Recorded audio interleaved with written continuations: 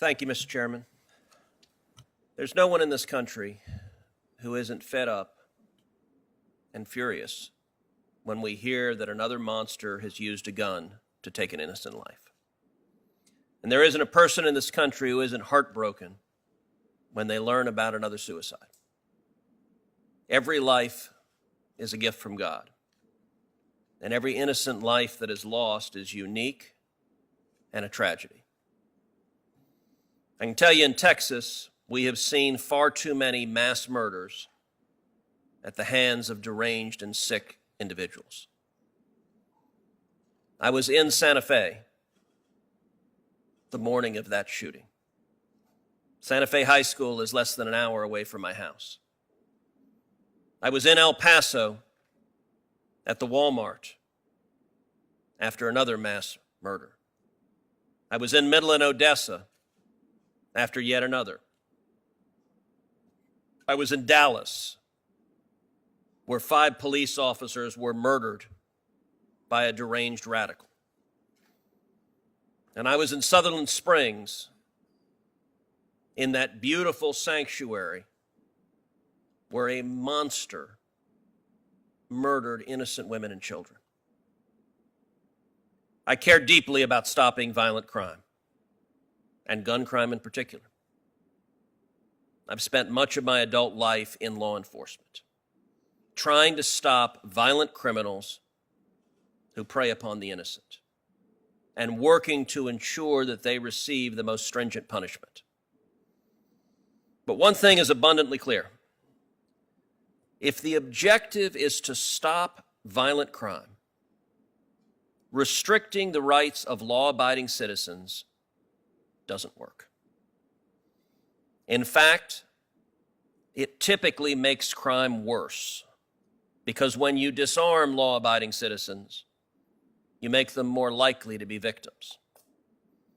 2 years ago, when we had a hearing on red flag laws in the full committee, I said at the time that those laws could potentially be part of the solution set at the state level.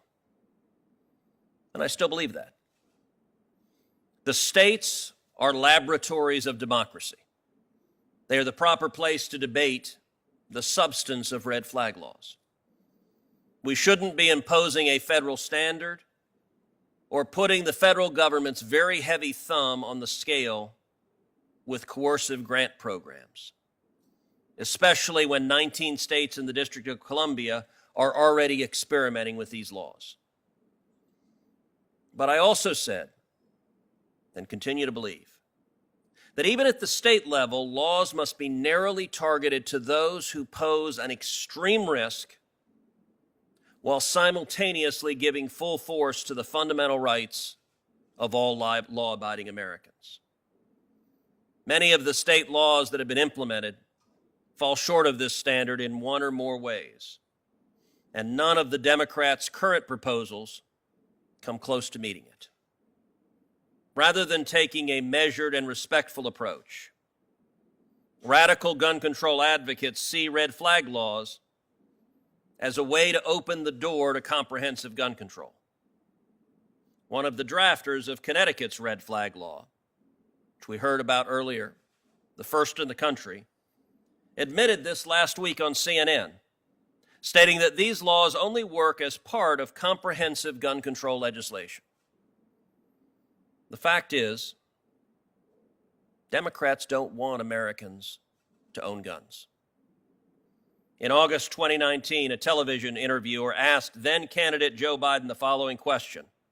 So to gun owners out there who say, well, a Biden administration means they're going to come for my guns. Biden's response? Bingo. They're not hiding it. So it's no surprise that this administration and that Democrats in Congress and anti-gun groups are all pushing red flag laws that will take guns from law-abiding Americans.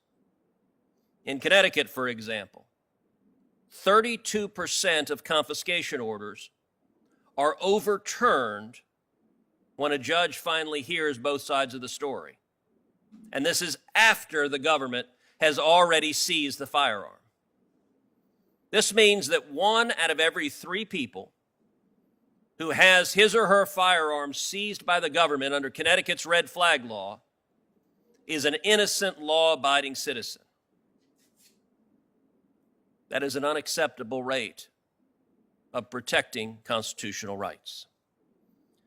One reason that the error rate is so high is that most of these laws don't even purport to satisfy due process. Every red flag law currently in operation permits the government to order the confiscation of firearms without notice to the individual, and a hearing only to follow at some later time. Ex parte hearings may be necessary in some extreme cases, but they shouldn't be the default standard. Moreover, in many states, the word of a spurned romantic partner or disgruntled coworker is sufficient to meet the watered-down standard for unilateral, albeit temporary, deprivation of Second Amendment rights. Put simply, red flag laws empower the government to take firearms first and ask questions later, often much, much later.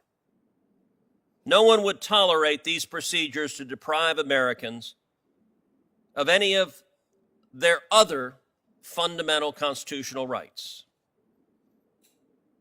But Democrats don't care that law-abiding Americans lose their rights under these laws because they don't believe in the Second Amendment and the right to self-defense. In a shockingly candid statement, President Biden's nominee to lead the ATF told one of the witnesses testifying today that it didn't matter if a law-abiding citizen lost their rights due to red flag laws, because the disarmed victims can just purchase a replica gun to scare criminals away. That is an answer that reveals a contempt for the Second Amendment right to keep and bear arms. And it's dangerous.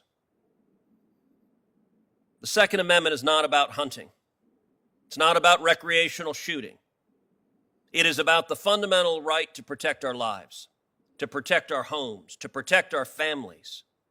It's about the right we have if somebody comes into our home at night seeking to harm our children, to defend our children and to defend our lives. The red flag laws being pushed by Democrats and gun control activists are designed to deprive Americans of that fundamental right. And for what? As one of today's witnesses wrote in 2020 after reviewing all of the available literature, quote, no research has found any statistical reduction in crime, including mass shooting fatalities, from confiscation laws, and studies about suicide reduction show mixed results. That's what the data show.